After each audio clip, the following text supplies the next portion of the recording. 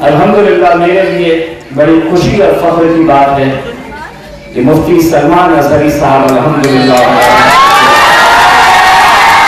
अस्सलामु अलैकुम वरहमतुल्लाहि ताला वबरकातुहू। दोस्तों, इस वक्त की बहुत बड़ी खबर आ रही है। इम्तियाज़ जलील साहब ने एक सभा में बहुत बड़ा ऐलान कर दिया। उन्होंने कहा कि मुफ्ती सलमान अज़हरी साहब 16 नवंबर को एक सभा में तशरीफ़ ला रहे हैं। पहले मेरे दोस्तों आप इस वीडियो को देखें, उसके बाद मैं आपसे कुछ बातें करता हूं जो कि मुफ्ती सलमान अज़हरी साहब के ताल्लुक़ से बताया जा रहा है। आप वीडियो देखें, उसके बाद में इंशाल्लाह आपसे कुछ बात करूंगा। उसके दूसरे दिन भी असद साहब औरंगाबाद में रहेंगे। 14-15 को असद साहब दोबारा रहेंगे और 16 तारीख के दिन एक बहुत अजीम शख्सियत अकबर साहब 17 को आ रहे थे, मैं 16 की बात कर रहा हूं। अल्हम्दुलिल्लाह मेरे लिए बड़ी खुशी और फख्र की बात है कि मुफ्ती सलमान अज़हरी साहब अल्हम्दुलिल्लाह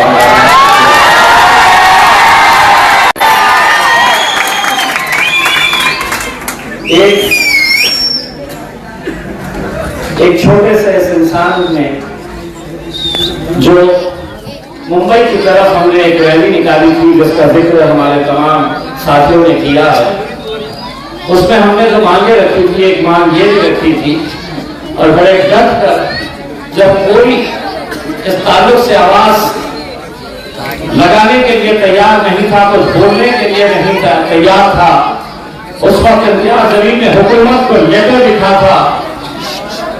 उस वक्त हुकूमत से ये मांग की थी कि मुफ्ती सलमान अज़हरी साहब को रिहा किया जाए।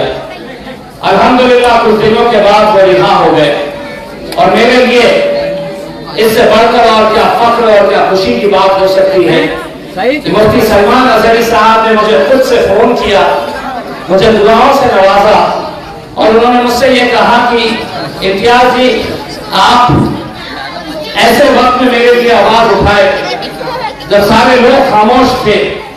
मेरी ख्वाहिश है कि इंशाअल्लाह इस बार आप औरंगाबाद से जीत कर आए और मैं आपके लिए जो कुछ भी करना चाहूंगा, आप मुझे इजाजत दें तो मैं औरंगाबाद में आकर आपके लिए एक जलसा लेना चाहता हूं।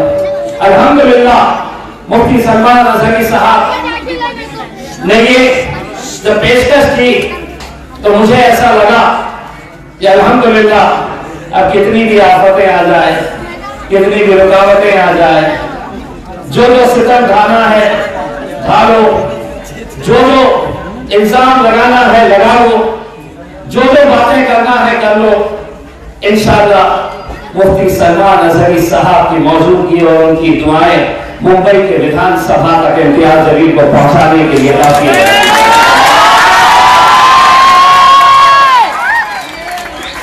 16 तारीख मुफ्ती सलमान अज़हरी साहब, 17 तारीख के दिन बादशाह अकबर। और मैंने कहा था कि हम खास मैदान के ऊपर वो टेस्ट मैच खेलने के लिए आए थे। 17 तारीख के दिन 2020 खेला जाएगा। बहुत सारे लोग कह रहे थे अकबर साहब रुको थोड़ा, सब्र करो, मिलेगा तुमको जो चाहिए सब मिलेगा इंशाअल्लाह।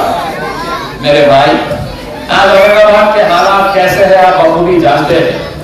ये बात भी अच्छी तरह से आप जानते होंगे कि मजलिस इत्तेहाद और मुस्लिमीन के आपके इस भाई को, आपके इस बेटे को हराने के लिए कैसी कैसी साजिशें रची गई और उन साजिशों का हिस्सा बने हमारे ही कलमे के वो भाई जो नाम से मुसलमान है लेकिन भारतीय जनता पार्टी के मदद से, उनके पैसों से कितने उम्मीदवार मेरे खिलाफ खड़े किए गए। पूरे महाराष्ट्र के अंदर सबसे ज्यादा मुसलमान उम्मीदवार अगर कहीं खड़े किए गए तो वो औरंगाबाद पूर्व में 28 उम्मीदवार मुसलमान खड़े किए गए थे। 28 ए बेटा खामोश।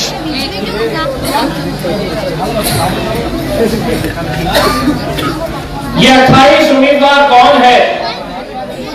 आप देखिए, आप समझिए, ये वो लोग हैं जो चंद रुपयों की खातिर ये पूरी कौम का सौदा करने के लिए निकले हुए हैं। तो दोस्त आपने सुना इम्तियाज़ साहब को, उन्होंने कहा कि मेरी बात हुई है मुफ्ती सलमान अजहरी साहब से। मुफ्ती सलमान अजहरी साहब ने उनसे कहा कि हम आपके लिए जलसा करेंगे। बस 16 नवंबर को मुफ्ती सलमान अजहरी वहां पहुंचेंगे। क्या कुछ कहेंगे ये तो मालूम नहीं, मगर कुछ खबरें आ रही हैं कि मुफ्ती सलमान अजहरी साहब भी आने वाले वक्त में किसी जगह से इलेक्शन में अपना कदम रखने वाले हैं। बाकी आप अपनी राय कमेंट के ज़रिए बताएं, क्या ऐसा हो सकता है? और अगर मुफ्ती सलमान अजहरी साहब इलेक्शन लड़ते हैं तो कहाँ से लड़ेंगे? कि आपको जहाँ से आप लड़ेंगे कामयाबी मिलेगी या नहीं?